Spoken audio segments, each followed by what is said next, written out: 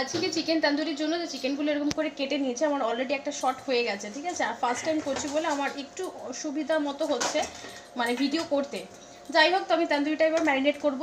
আগে বলে নিই কী কী লাগবে। চিকেন, আর ম্যারিনেট করতে নুন লাগবে, একটু লেবু লাগবে, আর মশলা লাগবে। মশলার জন্য এখানে আছে আদা, রসুন, কাঁচা লঙ্কা বাটা। আর এখানে মশলাটা হচ্ছে মেন, যেটা আমি তন্দুরিতে দেবো। এখানে আছে টক দই, কাসুরি মেথি, যা যা মশলা লাগছে, জিরে গুঁড়ো, ধনে গুঁড়ো, কাশ্মীরি লঙ্কার গুঁড়ো, নুন, আর আছে গরম মশলা, চাট মশলা। এগুলো দিয়ে আমি এই মশলাটা করে নিয়েছি আগে, 10 মিনিট মতো করে রেখেছি। এবার আমি তন্দুরির সরঞ্জামটা একটু রেডি করছি। আগে আমি এর মধ্যে দেখো লেবু দিয়ে দিচ্ছি। লেবুটা দিলে কি হবে, চিকেনটা তাড়াতাড়ি গলবে আর একটা যে স্মেল থাকে সেটাও চলে যাবে। এবার এতে আমি একটু নুন অ্যাড করব।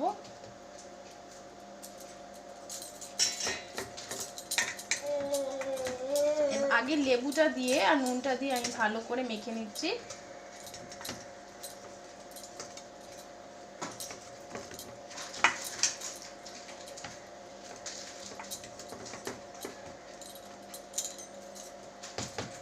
এবার আমি দিয়ে দেবো আদা রসুন আর কাঁচা লঙ্কা পেস্টটা। যে যেরকম ঝাল পছন্দ করো সে সেরকম ভাবে লঙ্কা বাটাটা দিও।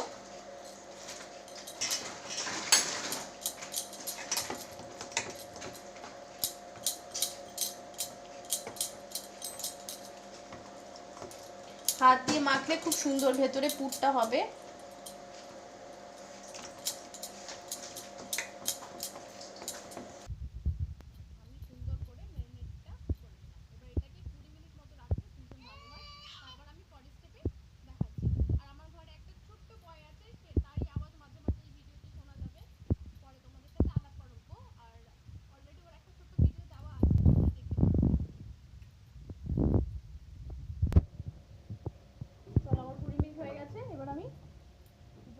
একটুখানি মতো ছেড়েছে, না ছাড়ার মতোই ধরা যায়। যা হোক, তারপর আমি এবার আসল ম্যারিনেটে যাব। আগেই বলেছি মশলা কি কি আমি দিয়েছিলাম, তো সেই মশলাটা দিয়ে এবারে আমি ম্যারিনেশন করে দিচ্ছি।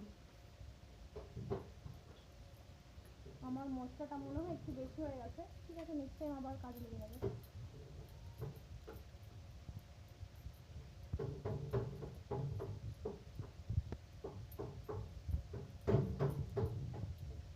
আমরা রেস্টুরেন্টে সাধারণত খেয়ে থাকি, কিন্তু ঘরে যদি আমরা বানিয়ে খাই জিনিসটা অনেক হেলদি হয়।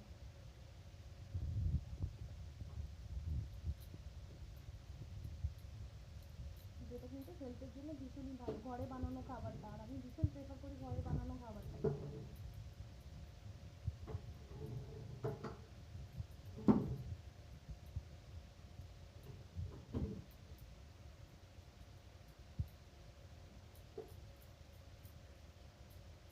এবার আমি এটাকে আধ ঘন্টা মতো রাখবো।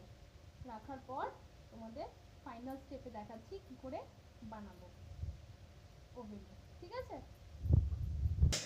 চলো, আমি গ্যাস জ্বালিয়ে তাওয়া গরম করে নিয়েছি। এবার লো ফ্লেম করে দেবো, কারণ আমি বাটারটা দিয়ে ভাজবো।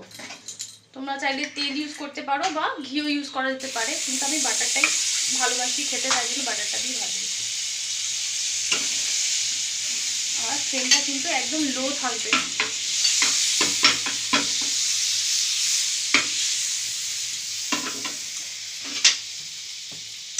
এবার আমি চিকেনটা দিয়ে দিচ্ছি।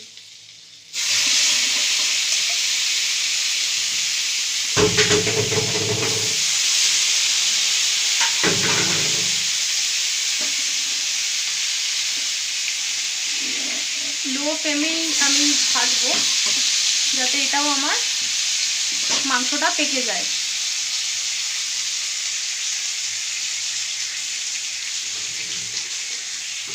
এবার আমি একটুখানি ঢাকা দিয়ে দিচ্ছি। এবার আমি একটু উল্টে দেবো। গ্যাসটা কিন্তু আমার লো ফ্লেমেই থাকবে, ঠিক আছে। এবার আমি উল্টে দিচ্ছি, আর একটু হবে, তাহলে সেদ্ধ হয়ে যাবে।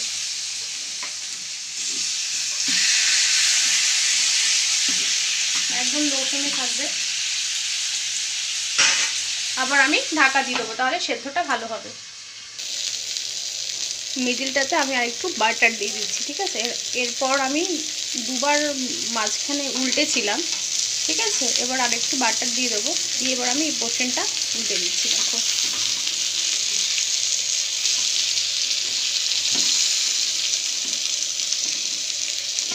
এরকম করে উল্টে দেবো।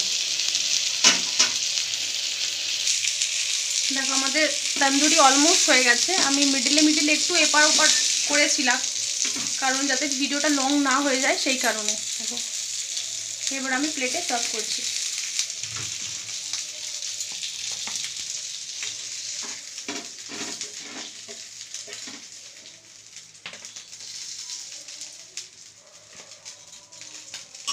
আর একটু বাটার দেখো এখানে আছে, সে বাটারটা আমি উপর দিয়ে দিয়ে দেবো, যতটা কড়াইতে থাকে বা প্যানে যাই বলো।